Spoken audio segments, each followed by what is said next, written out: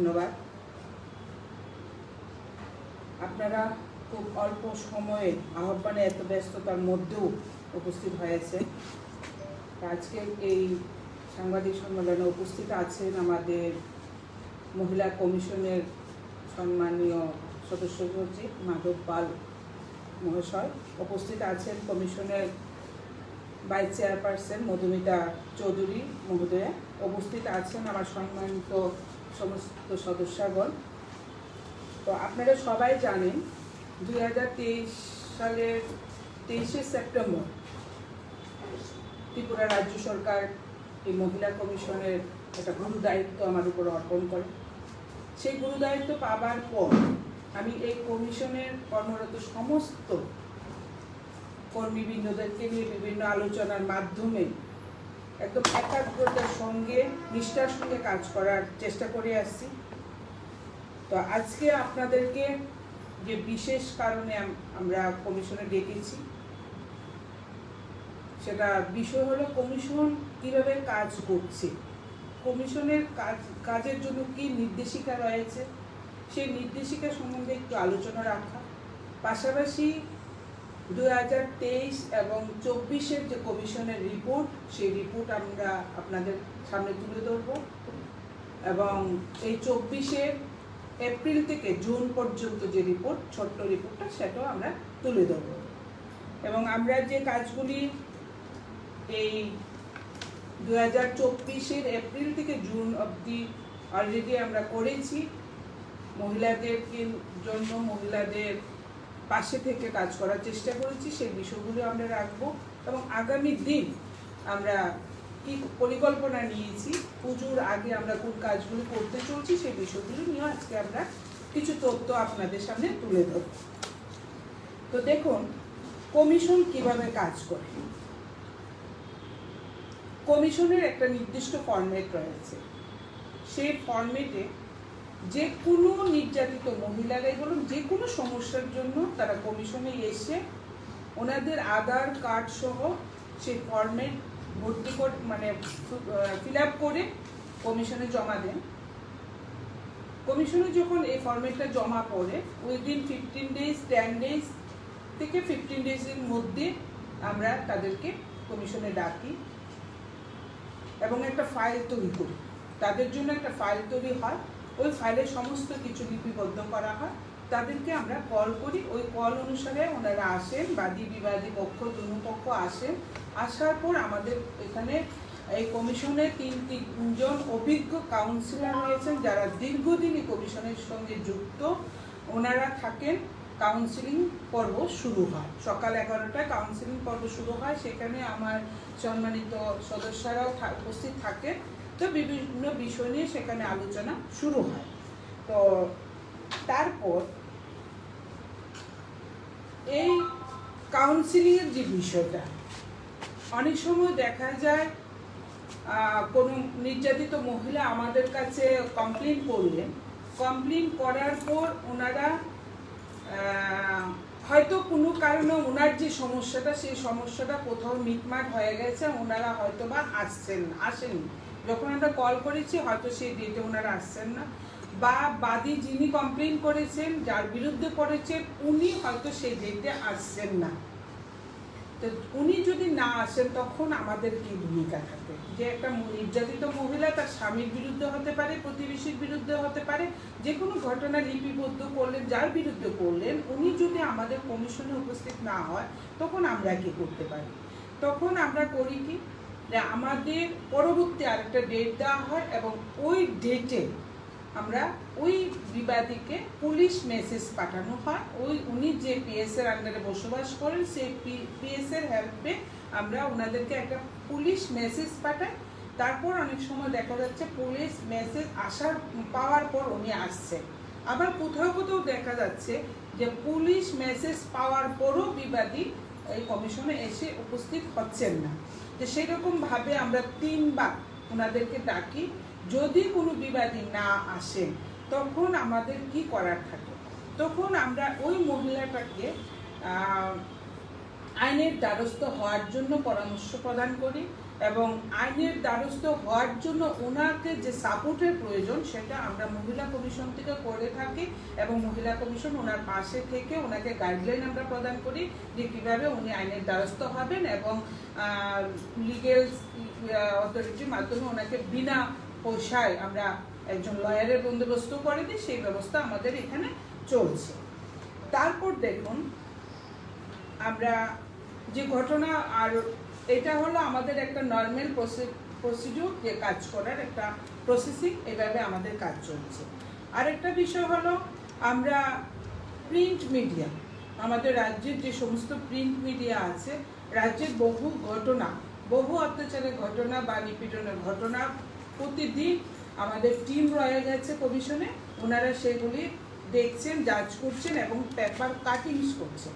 Paper cuttings করার পর সেটাকেও আমরা ফাইল করছি।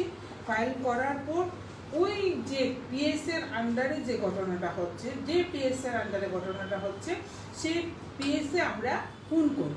পিএসে ফোন করে সেখানে ওই ঘটনার সম্বন্ধে বিস্তারিত অবগত করার আমরা চেষ্টা করি।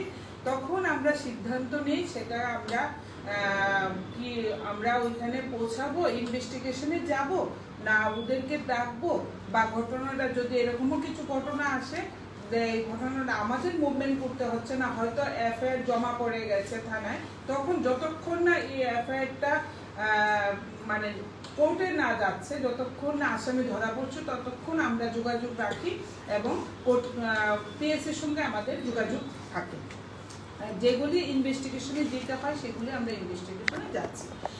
আর একটা বিষয় হলো অনেক সময় প্রিন্ট মিডিয়াতে অনেক খবর আসে, খুব মানে পেথেটিক ঘটনার খবর আসে, কিন্তু সেটা আমরা যখন পিএস এর সঙ্গে যোগাযোগ করি তখন পিএস জানায় এই ঘটনার কোনো বিবরণ পিএস এ আসেনি, মানে পিএস এ কোনো লিখিত অভিযোগ পড়েনি। যখন কোনো পিএস এর লিখিত অভিযোগ না পড়ে তখন মহিলা কমিশন এই ঘটনা নিয়ে কোনো মুভমেন্ট করতে পারে না। কিভাবে আমরা করব? এখন আপনাদের প্রশ্ন আসতে পারে, তাহলে মহিলা নিশ্চয়ই একটা কিছু ঘটনা হয়েছে বলেই মহিলাটা ঘটনাটা সাংবাদিকদের সামনে বলেছে বা আপনারা খবরটা সংগ্রহ করেছেন, কিন্তু আমরা কেন মুভমেন্ট করতে পারি না? কারণ আমাদের কাছে কোনো অ্যাড্রেস প্রুফ থাকে না, আমাদের কাছে ওনাদের সঙ্গে যোগাযোগ করার জন্য কোনো রকম মোবাইল নাম্বার থাকে না, তাহলে আমরা কোথায় যাব? সেই কারণে যখন পিএসএ লিপিবদ্ধ হয় তখনই আমরা ওনাদের অ্যাড্রেস পাই এবং ওনাদের মোবাইল নাম্বার পাই, ওনাদের সঙ্গে যোগাযোগ করে আমরা ওনাদের স্থানে পৌঁছাতে পারি। তো এরকমও অনেক ঘটনা আসে যেটা আমরা যেতে পারি না। তো সেইভাবে মহিলা কমিশন কাজ করার চেষ্টা করছে এবং আমরা অনেকগুলি মহিলাদের অ্যাওয়ারনেস প্রোগ্রাম, আমরা বিগত দিনও অনেক অ্যাওয়ারনেস প্রোগ্রাম করেছি এবং আগামী দিনও আমাদের অনেক প্ল্যানিং আছে মহিলাদের জন্য কিভাবে কাজ করা। এবং প্রতিনিয়ত আজকের বর্তমান সময়ে দাঁড়িয়ে যে বিষয়গুলি আমরা গুরুত্ব সহকারে ভাবছি সেটা হলো, আপনারা হয়তো সবাই অবগত আছেন, সোশ্যাল মিডিয়ার জগতে মোবাইলের মাধ্যমে একটা পরকীয়ার সংখ্যা খুব পরিমাণে বেড়ে গেছে। সেটা নিয়েও আমরা অত্যন্ত চিন্তিত যে কিভাবে সে বিষয়টা নিয়ে আরো মহিলাদেরকে অ্যাওয়ারনেস করা যায়। আর বিশেষ করে এখন কিছু তথ্য আমাদের হাতে এসছে, সেটা মধ্যে যে বর্তমানে এই রাজ্যের সবচেয়ে বেশি গুরুত্বপূর্ণ বিষয় ড্রাগস, এবং ড্রাগসের কবলে পড়ে মহিলা বা ছেলেরা এইডসে আক্রান্ত হওয়ার সংখ্যাটা অনেকটা বেড়ে গেছে। তো সেই জায়গায় দাঁড়িয়েও আমরা বিভিন্ন কর্মসূচি অলরেডি হাতে নিয়েছি এবং অ্যাওয়ারনেস প্রোগ্রামটা কিভাবে আরো বাড়িয়ে করা যায়, কিভাবে মানুষের কাছে পৌঁছানো যায়, সেটা আমরা প্রতিনিয়ত চিন্তা ভাবনা করেই কাজ করছি। তো এখন যে বিষয়টা হলো, আমরা প্রথমে আপনাদের কাছে 2023-24 মানে 2023-এর এপ্রিল থেকে মার্চ পর্যন্ত, 24-এর মার্চ পর্যন্ত যে কাজটা আমরা করেছি, মহিলা কমিশন দ্বারা যে কাজটা হয়েছে সেটার একটা রিপোর্ট আমরা আপনাদের কাছে দেব। সেখানে দেখুন কমিশনে অলরেডি বিভিন্ন ঘটনার যে ফাইলিং জমা পড়েছে সেখানে 1300 মানে 1356 মানে 1356টা আমাদের কাছে অলরেডি বিভিন্ন বিষয় নিয়ে আমাদের কাছে জমা পড়েছে। তো তো কিন্তু বিষয়টা যেটা আমি প্রথমে বলেছিলাম, কিন্তু আমাদের কাছে ফাইলিং হওয়ার পরও দুপক্ষ আসে না অনেক সময়। যে বাদী উনিও কেসের যখন আমরা ডাকি উনিও উপস্থিত হচ্ছেন না, হয়তো কোথাও মীমাংসা হচ্ছে। তো সেই 1356 যে সংখ্যাটা, তার মধ্যে মাত্র দুপক্ষ উপস্থিত হয়েছে 409। দুপক্ষকে আমরা কাউন্সিলিং এর জন্য পেয়েছি, মাত্র 409 জনকে আমরা কাউন্সিলিং এর জন্য পেয়েছি। সেখানে আমাদের এখানে এই কাউন্সিলিং, আফটার কাউন্সিলিং এই 1 বছরে 409 এর মধ্যে 153 আমরা সমাধান করতে পেরেছি, মীমাংসা করতে পেরেছি তাদের বিষয়টা। তো মীমাংসা করতে পেরেছি বলে আরেকটা কথা আপনাদেরকে অবগত করতে হয়, যখনই আমাদের কমিশনে কোনো ঘটনা মানে যে ফাইলিংটা হয়, যখন এটা মীমাংসায় মানে মিলিত হয়ে যায়, কিন্তু আমরা সেখানে ওনাদেরকে ছেড়ে দিই না। যখনই কোনো ডোমেস্টিক ভায়োলেন্সের ব্যাপার থাকে তখন আমরা ওনাদেরকে অলরেডি আরো 3 থেকে 4 বার ফলো আপের জন্য আমরা ডাকি এবং ফলো আপ করি, এবং ওনাদের রিপোর্টটা আমরা নিই যে ওনারা এখন ঠিক আছে কিনা। এরকম ফলো আপ কেস আমাদের কাছে প্রচুর আছে, কারণ আমরা ওনাদেরকে ফলো আপের জন্য ডাকি। এখানে number of counselling held outside of Agartala, মানে ত্রিপুরার বাইরে অলরেডি 114টা আমরা এরকম কাউন্সিলিং আমরা করেছি। তার মধ্যেও সলিউশন এসছে আগরতলার বাইরে। আর তার মধ্যে দুপক্ষ মাত্র 32 জন উপস্থিত ছিল, এবং সেখানেও মীমাংসা আমরা 24 জন করতে পেরেছি। তো অলরেডি এই যে সংখ্যাটা number of cases reconcile amicably settled to counselling 3, 8, 6। তো এখানে এই যে সংখ্যাটা, টোটাল সংখ্যাটা এসছে আগরতলা শহর এবং আগরতলা শহরের যে বাইরে যে আমরা করেছি, আমাদের যে রেজাল্ট এসছে সেখানে 177। তো তার মধ্যে দেখেন আরো টোটাল নাম্বার অফ ডিসপোজড হয়েছে 521 জন। এবার দেখুন আমরা যখন ইয়েতে যাই, অলরেডি ইনভেস্টিগেশনে যাই, আমরা এই বছর মানে এই 2023 এবং 24-এ আমরা 22টা ইনভেস্টিগেশন করেছি। সেখানে কিছু পেপার কাটিংস এর বিষয় রয়েছে, যেটা আর বা কিছুটা আমাদের কাছে যখন ফাইলিং হয় সেই ফাইলিং গুলির উপর ডিপেন্ড করে টোটালি আমরা 22টা ইনভেস্টিগেশন করতে পেরেছি। এবং এখান থেকে কিছু আমরা যে আর্থিকভাবে অনেক সময় আমাদেরকে আর্থিকভাবেও সহায়তা করতে লাগে, যদিও আমরা খুব ছোট অ্যামাউন্টে আর্থিকভাবে সহায়তা করি, তো সেই ছোট্ট আর্থিকভাবে সহায়তা 2023-24-এ আমরা 31,000 টাকা আমাদের 7টা ঘটনাবলীর উপরে নির্ভর করে আমরা আমাদের হাতে তুলে দিতে পেরেছি। সেই হলো আমাদের ডাটা। আর এপ্রিল, এখানে আরেকটা বিষয় আছে আমি বলছি, এটা আপনারাও মিলিয়ে নিতে পারবেন, কারণ তথ্যটা আপনাদের হাতেও তুলে দেব। এখানে এই যে ঘটনাগুলি বললাম আমি যে 1356, এই যে 1356 কিন্তু টোটাল নিউ কেস নয়। এটা আমাদের হয়তো 22-এর কিছু কেস রিকাউন্সিলিং এর জন্য আসে, 21-এর কিছু বিষয় রিকাউন্সিলিং এর জন্য আসে, কিন্তু এখানে টোটাল নিউটারও আমাদের কাছে একটা ডাটা তোলা আছে। নিউ আমরা অলরেডি 535টা আমরা নতুন যে কেসগুলি এসছে তার মধ্যে আমরা 492টা আমরা অলরেডি কল করেছি এবং কাউন্সিলিং করেছি। সেখানের মধ্যে ডোমেস্টিক ভায়োলেন্স আছে, ডাউরি হ্যারাসমেন্ট থেকে আরম্ভ করে শুরু করে বিগেমি থেকে শুরু করে অনেকগুলি আছে, মেনটেনেন্স কেস আছে, তারপরে divorce, adultery, rape case, everything, kidnap, everything, সমস্ত কিছু ডাটা আমাদের এখানে তুলে দেওয়া আছে। এর মধ্যে আমরা কতজনকে পুলিশে লেটার টু পিএস পাঠিয়েছি, 9টা কেসের আমরা লেটার টু পিএস কে পাঠিয়েছি। তারপর শেল্টার হাউসে আমরা কতজনকে পাঠিয়েছি। আমাদের রাজ্যে অলরেডি হয়তো কিছুদিন আগে আমি কোথাও একটা নিউজে হয়তো পড়ছিলাম যে শেল্টার হাউস মহিলা কমিশন যাচ্ছে না, কিন্তু আমরা জানি আমাদের হাতে মাত্র 2টো শেল্টার হাউস আছে, যেখানে অলরেডি আমরা প্রতিদিন কানেক্ট থাকি। একটা হলো আমানিকুড়ি আর একটা মঙ্গলালয়। এই 2টো মহিলাদের জন্য শেল্টার হাউস আছে। আর একটা যেটা ওএসসি আছে, সে ওএসসি স্ট্রাকচারটাকে আরো ভালো পরিকাঠামো দেওয়ার জন্য আমরা রাজ্য সরকারকে আবেদন করেছি অলরেডি, এবং রাজ্য সরকারও সেটা সম্মতি জানিয়েছে, খুব তাড়াতাড়ি ওএসসি নিয়ে চিন্তা ভাবনা করছেন। তো সেই জায়গায় দাঁড়িয়ে অনেক সময় মহিলারা যখন আসেন আমরা উনাদেরকে ওয়েট করাতে হয়, আহ, তাদেরকে কোনো শেল্টার হাউসে দেওয়ার জন্য। কারণ যেহেতু মাত্র দুটো শেল্টার হাউস এখন আমরা আমরা মহিলা কমিশন থেকে মহিলাদেরকে পাঠাচ্ছি, তো সেই জায়গায় দাঁড়িয়ে এখানে আমাদের এই যে ঘটনাগুলি 2000 এপ্রিল, এই 24 এপ্রিল থেকে জুলাই পর্যন্ত যে কাজগুলি আমরা করেছি এই 4 মাসের, এই 4 মাসের রিপোর্টটা আমরা যেটা দিচ্ছি, 444টা আমাদের এখানে জমা পড়েছে, তার মধ্যে 153টা আমরা কাউন্সিলিং করেছি, 47টা অলরেডি নিষ্পত্তি হয়ে গেছে।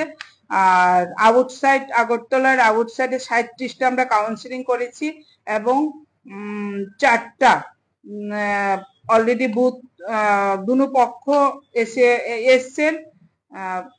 এর মধ্যে কেসেস সেটেল টু কাউন্সিলিং, এবং এই টোটাল সেটেল হয়েছে 56, এবং ডিসপোজড হয়েছে 156, এবং 11 জনকে আমরা অলরেডি 11টা আমরা ইনভেস্টিগেশন করেছি শেল্টার হাউসে। এই 4 মাসে 3 জনকে আমরা পাঠিয়েছি।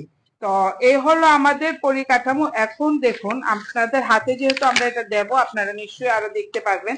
তো এইভাবে মহিলা কমিশন থ্রু কাউন্সিলিং এর মাধ্যমে কাজ করার চেষ্টা করছে, সঙ্গে আদার সাইটগুলি আমরা ইনভেস্টিগেশন এবং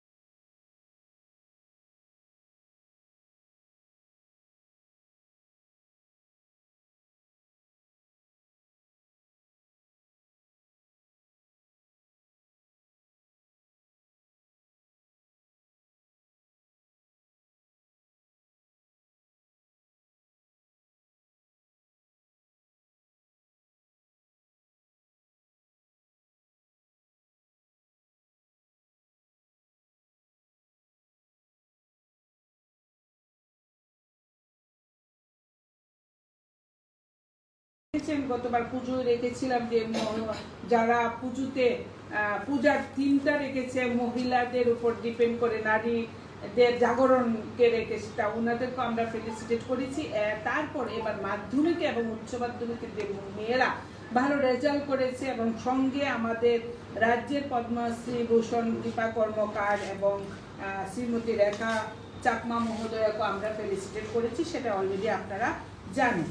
তা আর মধ্যে আমরা আরেকটি বিষয় আমাদের কাছে খুব গুরুত্বপূর্ণ মনে হয়েছে এবং এটা আমাদের জাতীয় মহিলা কমিশনও আমাদেরকে অলরেডি সে নির্দেশিকা দিয়েছে যে আমরা একটা লিগ্যাল এইড ক্লিনিক নিচে আমরা অলরেডি ৯/৭ একটা লিগ্যাল এইড ক্লিনিক করেছি। এখানে যেন মহিলারা এই কমিশনে আসার পর কমিশনের যে লেখাগুলি ফর্মেটটা লিখতে হয় সেটার জন্য একটা সঠিকভাবে এখানে পিএলবি তো বলছি না, পিএলবি থাকবে এবং পিএলবির মাধ্যমে যেন ওনারা লিখিত ভালো করে ফর্মেটটা লিখে দিতে পারেন আমাদের কাছে জমা, কারণ মহিলাদেরকে অনেক জায়গায় ছোটাছুটি করতে হয় কোথায় থেকে ফর্মেটটা লিখে নিয়ে আসবে, কারণ এটা তো আমরা লিখতে পারছি না, ওনাদেরই লিখতে হয়।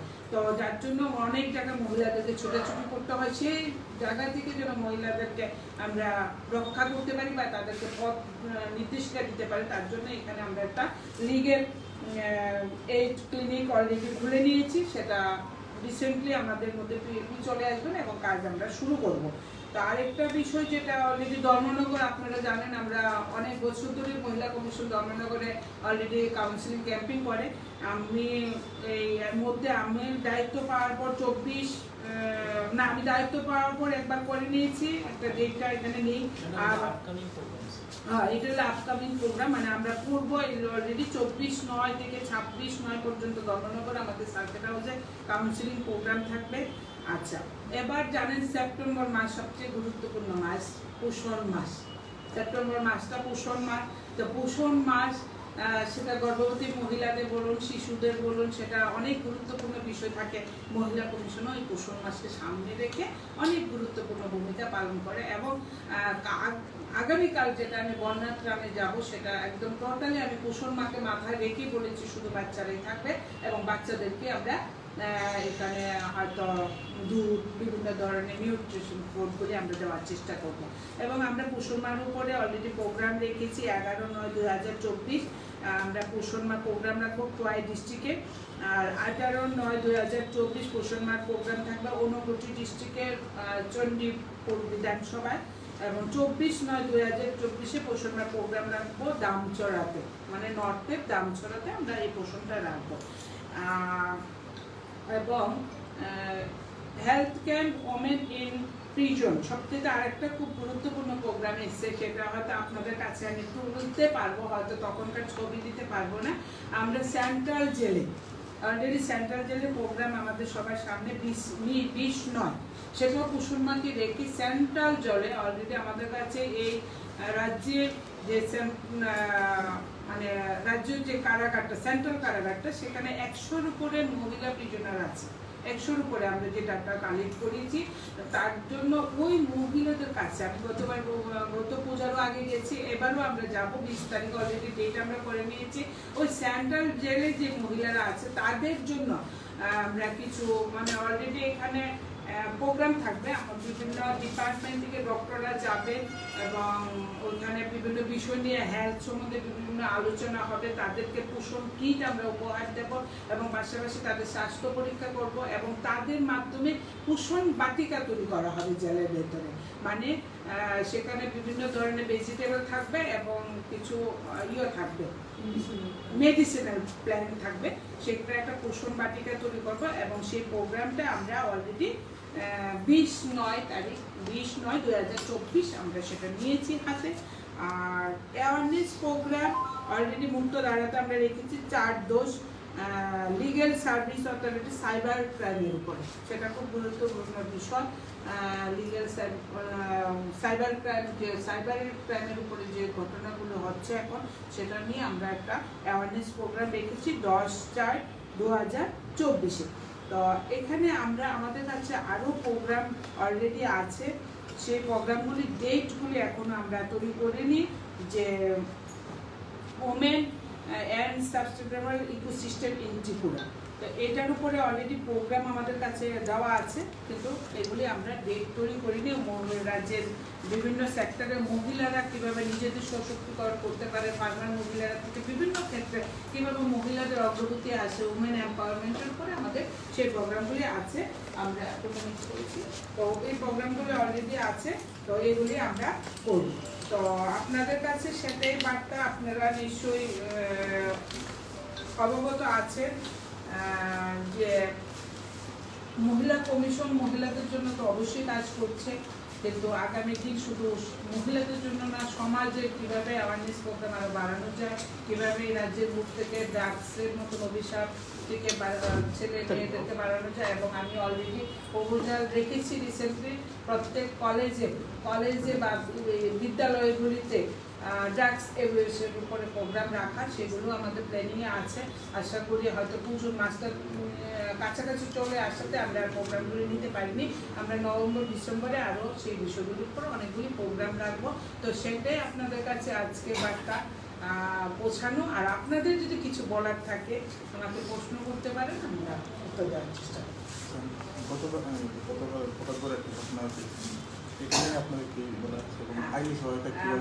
একটা খুব ভালো কথা বলেছে, সেই বিষয়টা আমার আলোচনা করা হয়নি।